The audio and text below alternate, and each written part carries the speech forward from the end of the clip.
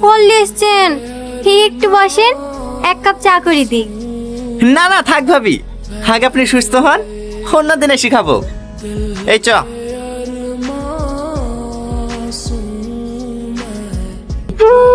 আমি অবাক হয়ে যাচ্ছি, মানুষ এতটা পাল্টাতে পারে।